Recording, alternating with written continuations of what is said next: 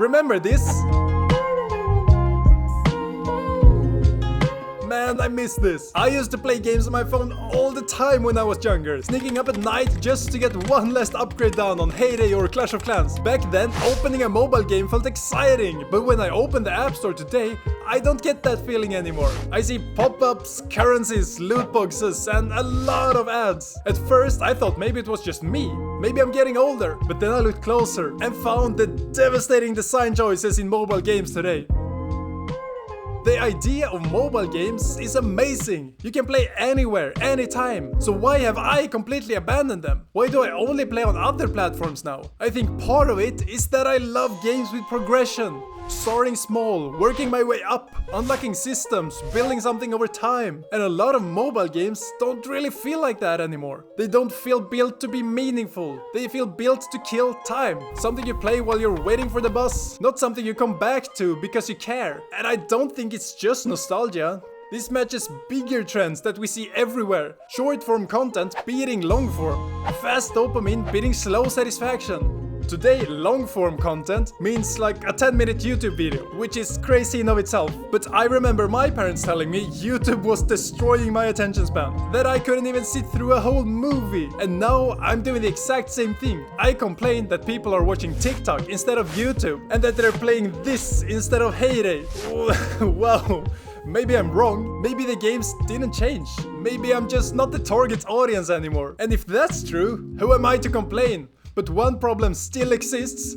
I don't have any mobile games I actually want to play. Most mobile games don't feel shallow by accident. They feel that way because depth is risky. On mobile, there are two main ways of making money: ads or in-app purchases. And ads are safer. You don't need someone to love your game. You don't need them to understand it. You don't even need them to come back tomorrow. You just need them to stay for one more minute. Because every minute means another ad. And when that becomes the goal, something changes. You don't design for meaning. You design for attention. Bright colors, constant rewards, simple loops, things you can understand in 5 seconds. And not because developers are lazy, but because this is the safest way to survive. And when thousands of games follow the same logic, the whole market starts to feel the same. Games like Heyday and Clash of Clans were built differently. They're slow, they unfold over days, weeks, months. They build systems on top of systems. And because there's real progression, people care. And that's what makes in-app purchases work. But that opens another problem.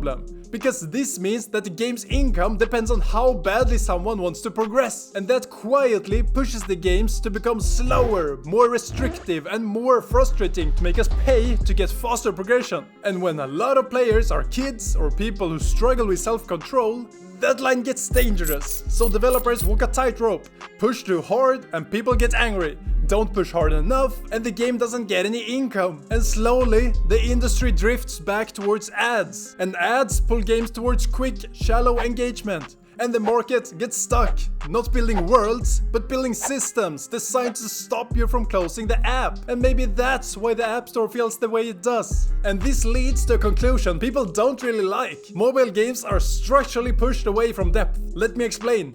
For a game to be truly deep, you need time, focus, immersion. And if someone is going to spend hours on a game, why would they choose a phone? A computer is more comfortable, a console has better controls, a TV gives you better immersion. So if a developer's goal is to create the best possible deep game, mobile isn't the obvious choice. And on top of that, most mobile gaming happens in fragments. Waiting for the bus, between classes, before something starts.